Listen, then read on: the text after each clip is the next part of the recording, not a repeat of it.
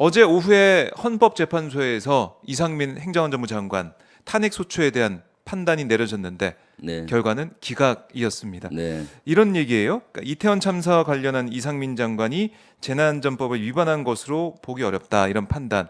그러니까 중대한 법 위반이 없었다라는 얘기를 하면서 재판부 9명 전원 일치로 탄핵안을 기각을 한 건데 어떻게 좀 보셨습니까? 네. 일단 뭐 헌재의 결정은 존중을 저는 합니다. 네. 헌재 결정에 대해서는 그렇게 해야 되겠죠. 하지만은 이상민 장관 같은 경우는 법적인 어떤 헌재로부터 면죄부는 받았을지 몰라도 정치적 도의적 책임은 아직 남아 있죠. 네. 사실은 정치인들은 세 가지 늘 책임이 있다고 봐요. 법적 책임이 있고 도의적 책임이 있고 정치적 책임이 있는 거잖아요. 그래서 사실은 정치적 책임과 도의적 책임에 대해서는 국민의 심판을 받을 것이다. 라는 생각을 합니다. 사실 이태원 참사 이렇게 대형 참사가 일어났는데도 불구하고 네. 윤석열 정부에서는 누구도 책임지는 사람이 없잖아요. 예. 계속 법적 책임만 따지면서 이렇게 하고 하니까 사실은 가장 중요한 것이 정치인에게는 정치적 책임입니다. 사실 대통령이나 또는 장관이나 이런 사람은 다 무한 책임이 있는 거거든요. 네. 군에서 지휘관은 무한 책임이 있듯이 그렇습니다. 그렇기 때문에 정치적인 책임을 져야 되는데 네. 지금 어떻게 된 것인지 윤석열 정부는 정치적 책임이나 도덕적 책임은 질 생각을 전혀 하지 않고 있어요. 그래서 국민들께서는 많이 실망하고 또 신뢰를 못하는 것이죠. 네. 네. 법적인 책임 이것만 따지면서 계속해서 버티고 있다 이런 말씀이신데. 네. 그리고 이상민 장관 같은 경우는 행안부 장관으로서 재재난의 가장 컨트롤타워격인 네. 장관이잖아요. 그러니까 사실은 기각은 됐지만은 거기에서 헌법재판소에서도 일부 위원들께서는 예를 들면은 뭐 공무원법 위반 소지가 있다. 네. 품위 손상이라든가 네. 또는 뭐 성실. 성실 의무 위반 이런 거 했잖아요. 단죄 파면까지 가는 것은 그까지 결론은 못 내릴 뿐이지 네. 사실은 거기에 다 모든 것에 면죄부를 준 것은 아니에요. 거기에다가 사실은 헌재에서는 정치적 책임이나 도덕적 책임을 물을 수는 없잖아요. 네. 그러니까 그런 결론이 났으리라고 보는데 국민들은 그렇게 생각하지 않고 있죠. 국민들은 정치적 책임과 도덕적 책임, 도의적 책임을 네. 준엄하게 이 정권에 대해서 심판할 것입니다. 네. 이런 형태가 되니까 어떻습니까? 자꾸 재재난이 와도 책임을 면피식으로 얘기하잖아요. 예를 들면 그러니까요. 이번에 내가 거기 서울에 갔어도 바뀔 게 없다라고 윤 대통령이 대통령실에서 얘기를 대통령실에서 얘기를 하잖아요. 아하. 그러니까 또 그 밑에 뭐 김영환 지사 같은 경우도 내가 그 현장에 가도 바꿀 것이 없다는 투로 얘기하는 거고요. 네. 사실은 그렇지가 않죠. 그 대통령이나 지사나 지자체장 네. 또는 책임 있는 장들이 현장에 가게 되면은 빨리 그 대응을 할 수가 있잖아요. 그리고 또 거기에 또 가슴 졸이는 가족분들이라든가 네. 이런 분들을 위로할 수가 있고 또 모든 자원을 가용한 자원을 다 동원할 수가 있는데 네. 그러한 안일한 생각을 하고 있는 거죠. 그러다 보니까 재재난 이런 것들이 반복이 되는 것이고 안보적인 면에서도 안보 참사나 이런 것들이 계속되는 겁니다. 사실은 책임지라고 높은 자리에 있는 겁니다. 책임은 안 지고 근한만 누리려고 하면은 그 자리에 있을 이유가 없는 것이죠. 책임과 근한은 같은 단어입니다. 근한이 많으면 그만큼 책임이 큰 것이고 네. 그러기 때문에 어떤 직위에 갔을 때는 권한만큼 그 이상 책임을 져야 되는데 권한만 누리려고 하고 책임은 지려고 하지 않는 자세 이것은 리더나 지도자의 자세가 아닙니다. 네.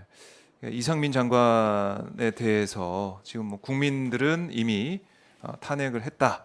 국민들 마음속에는 탄핵당한 네. 장관이다. 이런 얘기도 지금 나오고 있는 상황인데. 네, 그 의미는 사실 정확하죠. 네. 왜냐하면 정치적인 책임과 도의적인 책임에서는 이미 국민들은 탄핵했다고 저는 봅니다. 이상민 장관을. 네. 네. 근데 이상민 장관은 다시 이제 어제부터 이제 복귀를 해가지고 수해 입은 현장에 도착해가지고 여러 가지로 뭐 대응을 잘하겠다 이런 얘기를 했고 오늘도 기후 변화에 대응하는 여러 가지 재난 대응 체계를 만들어가겠다 이렇게 강조를 했는데 탄핵 기각에 대해서 대통령실과 국민의힘은 거야, 그러니까 이 거대한 야당의 탄핵 소추권 남용, 국민의 준엄한 심판을 받게 될 거다. 그러니까 민주당이 심판받게 될 거다 이렇게 주장하고 있습니다. 어떻게 보세요? 네, 저는 참 너무 어이없고 너무 한심한 얘기를 하고 있어요. 정부와 여당이 어떻게 이렇게 당당할 수가 있습니까? 이태원 참사 앞에 두고 네. 이렇게 당당할 수 있나요? 지금 정부가 뭘 잘했다고 이런 얘기를 할 수가 있으며 여당이 뭘 잘했다고 이런 얘기를 할 수가 있어요. 159명의 대형 참사가 일어났던데 네. 이렇게 당당하면 안 되죠. 네. 마치 국민의 심판을 받을 것이다라고 이렇게 당당하게 이렇게 얘기하는 태도 자체가 네. 아주 잘못된 겁니다. 태도 자체가 예, 잘못됐다. 이런 것들 겸허히 받아들이고 그렇지만은 이것은 더 열심히 하고 이렇게 하라는 의미로 받아들이겠다 이런 식으로 해야 정상적인 정부고 정상적인 책임 있는 여당이라고 보여주는 거죠. 네. 두 번째로 또 그 말에도 어폐가 있어요. 탄핵 소추하는 것은 헌법에 이렇게 명기되어 있는 거잖아요. 보장된 제도잖아요. 그렇죠. 네. 그 탄핵 소추를 하는 것은 당연한데 그 결과가 탄핵 소추 기각됐다고 탄핵 소추하는 것 자체가 반헌법적이라는 투로 얘기하는 것은 안 맞는 것이죠. 네. 그럼 그렇네요. 모든 것이 탄핵 소추한다고 다 받아들여지는 건 아니잖아요. 그렇죠. 그래서 탄핵 소추는 네. 실질적으로 헌법에 보장된 제도이기 때문에 여기에 대해서 탄핵 소추를 한 것이 잘 됐다 못 됐다 하는 것은 맞지가 않는 것이고요. 또 지금 잣대가 왔다 갔다 하고 있어요. 대통령실이 대통령의 네. 장모가 최현순 씨. 최현순 씨가 법적 구속됐을 때 네. 뭐라고 했나요? 사법부 판단을 행정부가 입장 내는 것은 아니다라고 얘기했잖아요. 그렇죠. 예, 거기에는 사법부 지난주에. 판단에 대해서는 입장을 내지 않았는데 여기에 대해서는 왜 또 국민적 심판을 받을 것이다라고 이렇게 입장을 내는 거예요. 선택적 입장을 내고 있잖아요. 이것이야말로 사실은 국민들을 우롱하는 것이죠. 사법부 판단을 입장을 내는 것이 적절하지 않다고는 어떨 땐 얘기하고 불리하면 그러고 유리하면 이렇게 하는 것이 맞지가 않고요. 아하. 또 더 큰 문제는 재재난 앞에 정쟁을 하지 말자고 여당이나 대통령실이 그런 투로 얘기하고 했잖아요. 그랬죠. 그런데 지금 이태원 참사도 대형 재재난이잖아요. 큰. 그런데 여기에서 오히려 정쟁으로 삼으려고 하지 않습니까?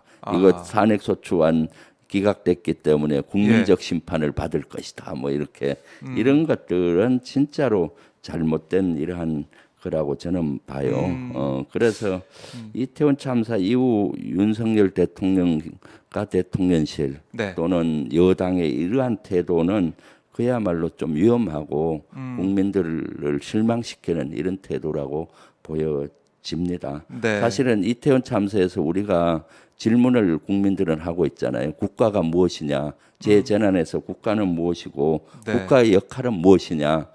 국가란 것은 국민의 안전과 생명을 책임지는 것이 가장 중요한 임무잖아요. 그렇죠. 예. 이것을 못 수행하면은 못했으면은 거기에 대한 책임을 지고 해야 되는데 그러한 책임을 자꾸 안 지려고 하고 또 엉뚱하게 하는 것은 참 잘못된 처사라고 보여집니다. 그러니까 국회에서 탄핵안을 의결을 했을 때 네, 탄핵안 전에 해임 건의안이 있지 않았습니까? 그렇죠. 네. 이태원 참사에 대한 책임을 지고 네. 이상민 장관은 물러나야 된다, 해임을 해야 된다라고 건의를 했는데 그 윤 대통령이 받아들이지 않았어요. 네, 보통 대통령 같으면은 해임 건의안이 되면은 해임시키죠. 네. 왜냐하면은 국회가 어딥니까? 국민의 국민. 대표가 그렇죠. 모였잖아요. 우리 대한민국의 민주주의는 대의 정치지 않습니까?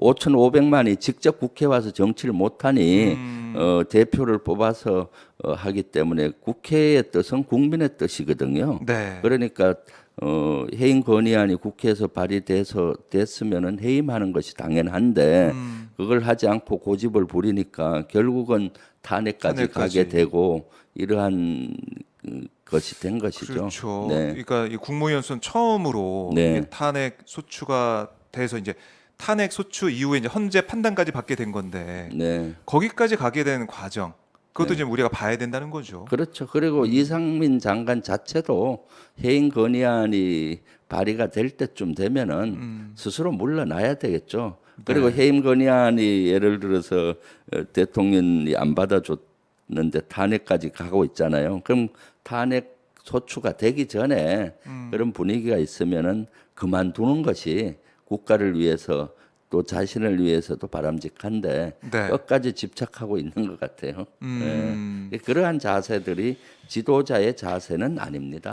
네. 그 이게 이제 고위 공무원들, 고위직에서 네. 그러니까 지도자들이 이런 모습을 보이기 때문에 이게 이런 기류나 분위기, 그러니까 네. 재난 안전에 대한 부실 대응이나 부실 대응 이후에 책임지지 않으려는 그런 모습이 이게 공직 사회에 어떻게 보면은 네. 공기처럼 이게 그 둘러싸고 있다 이렇게 볼 수도 있는 거 아니겠습니까? 그렇죠. 이번 재재난에서도 서로 책임을 안 지려고 하고 있잖아요. 네. 지금 오송 지하차도의 그 참사에서도 누구 하나 책임지는 사람이 지금 없지 않습니까?